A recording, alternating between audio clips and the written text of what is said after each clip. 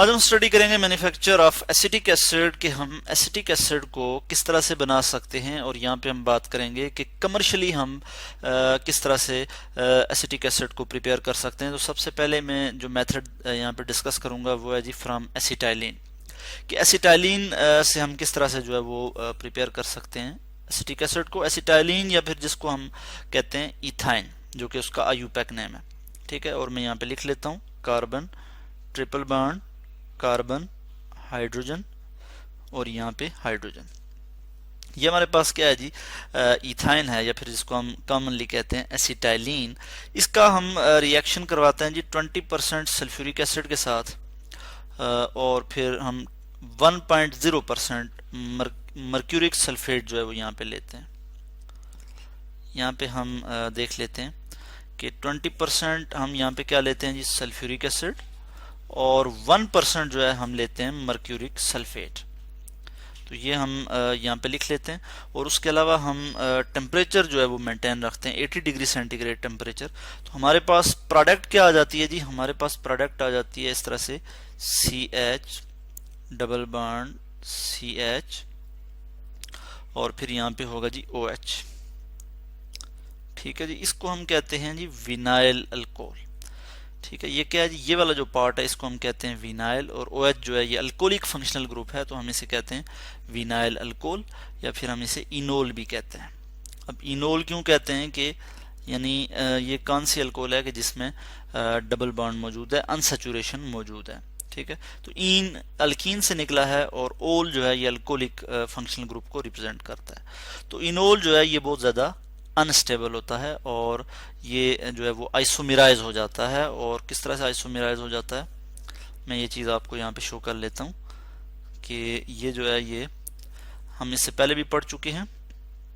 टाटोमेराइजेशन का कंसेप्ट मैं आपको याद दिलाता चलूँ कि उसमें क्या होता है कि यहाँ पे ये वाला जो H है, जो ऑक्सीजन के साथ H है, ये यहाँ पे शिफ्ट हो जाता है। सॉरी, यहाँ पे मैं H2 लिखना भूल गया, यहाँ पे H2 होगा, ठीक है।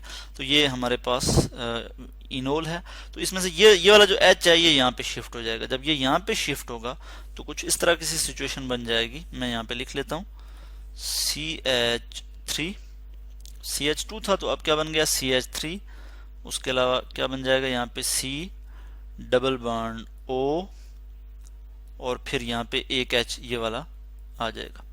इसको हम कहते हैं एसिटल्डिहाइड या फिर इसको हम आईयूपैक नेम अगर दें तो क्या होता है जिसका आईयूपैक नेम इथेनल, इथेनल, ठीक है।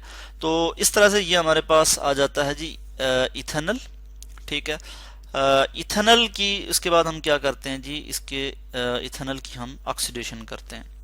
और इसके लिए मैं रिएक्शन यहाँ पे आपको शो कर लेता हूँ कि ऑक्सीडेशन हम किस तरह से करते हैं कि हम यहाँ पे एक ऑक्सीडाइजिंग एजेंट यूज करते हैं और वो हमारे पास क्या है, वेनेडियम पेंटाक्साइड हम यहाँ पे यूज करते हैं V2O5, जो कि हम एज अ कैटलिस्ट के तौर पे यहाँ यूज करते हैं या फिर हम कहते हैं एज ऑक्सीडाइजिंग एजेंट के तौर पे हम यूज करते हैं। इस केस में ऑक्सीडाइजिंग एजेंट के तौर पे हम यूज करते हैं।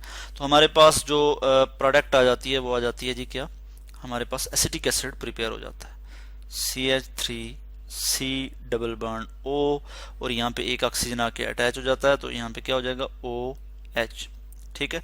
तो जब हम इथेनल या फिर एसिटल्डिहाइड की ऑक्सीडेशन करते हैं तो हमारे पास क्या बन जाता है जी, इथेनोइक एसिड, जिसे हम कॉमनली एसिटिक एसिड कहते हैं, इसकी प्रिपरेशन हो जाती है, ठीक हो गया। तो ये एक मेथड है जिसके तहत हम इंडस्ट्रियल स्केल पे प्रिपेयर करते हैं किसको जी, एसिटिक एसिड को। वेनेडियम पेंटाक्साइड जो है वो एक इंडस्ट्रियल स्केल पे इसको हम एज अ कैटलिस्ट के तौर पे यूज करते हैं। बहुत सारे रिएक्शन जो हम देखते हैं इंडस्ट्री में उसमें हम इसको यूज करते हैं, ठीक है। और ये जो है ये ऑक्सीडाइजिंग एजेंट के तौर पे यूज होता है। इसके बाद हम देखते हैं कि हम सेकंड मेथड देख लेते हैं और उसमें हम यहाँ पे मैं थोड़ा स्क्रॉल कर लेता हूँ। सेकंड मेथड में हम देखते हैं कि हम इसको इथेनॉल से प्रिपेयर कर सकते हैं।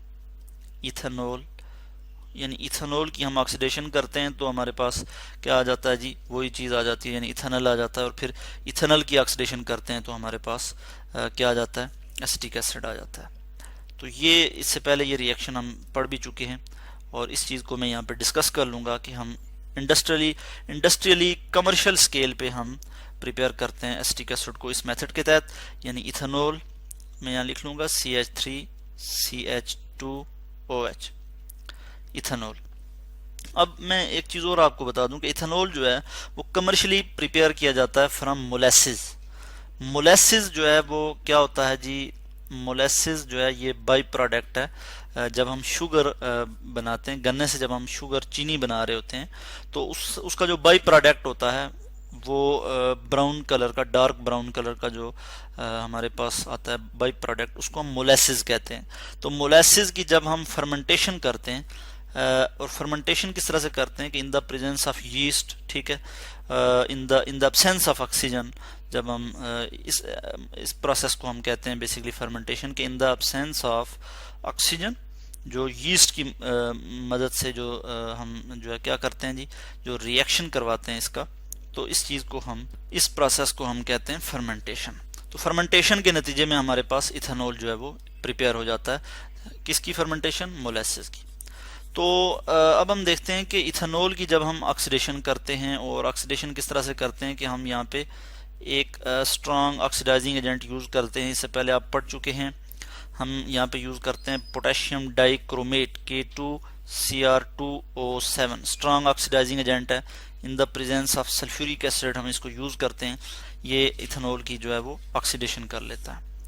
और हमारे पास प्रोडक्ट क्या आ जाती है जी, प्रोडक्ट हम यहाँ पे लिख लेंगे कि हमारे पास इथेनॉल आ जाता है। मैं इसी चीज़ को यहाँ पे लिख लेता हूँ नीचे कि इथेनॉल हमारे पास आ जाएगा, और साथ ही जो है वो वाटर भी बन जाएगा, वाटर की भी फॉर्मेशन होगी प्लस H2O। और फिर हम क्या करते हैं जी, फिर क्या होता है जी, इथेनॉल जो है वो कन्वर्ट हो जाता है एसिटिक एसिड में। चूंकि हमने स्ट्रांग ऑक्सीडाइजिंग एजेंट यहाँ पे यूज़ किया है तो ऑक्सीडेशन यहाँ पे स्टॉप नहीं हो जाएगी, इथेनॉल के बाद भी जो है वो इथेनॉल बनेगा यहाँ पे, ये यानी एक इंटरमीडिएट हमारे पास आ जाएगा इथेनॉल इस केस में, और फिर फ़ौरन ये ऑक्सीडाइज होकर कार्बोक्सिलिक एसिड में कन्वर्ट हो जाएगा। और इस चीज़ को मैं यहाँ पे लिख लूँगा इस तरह से, बल्कि ऐसा करते हैं कि हम यहाँ पे शो कर लेते हैं इथेनॉल, और मैं यहाँ पे इसको स्क्रॉल कर लेता हूँ, ये हमारे पास आ जाएगा इथेनॉल। और यहाँ पे बिल्कुल उसी तरह से मैं लिखूँगा यहाँ पे potassium dichromate in the presence of sulphuric acid, हमारे पास आ जाएगा carboxylic acid CH3C double bond O, और यहाँ पे आ जाएगा OH। ठीक है जी। तो इस तरह से हम जो है वो इंडस्ट्रियल स्केल पे एसिटिक एसिड को प्रिपेयर करते हैं। तो आज हमने डिस्कस किया मैन्युफैक्चर ऑफ एसिटिक एसिड।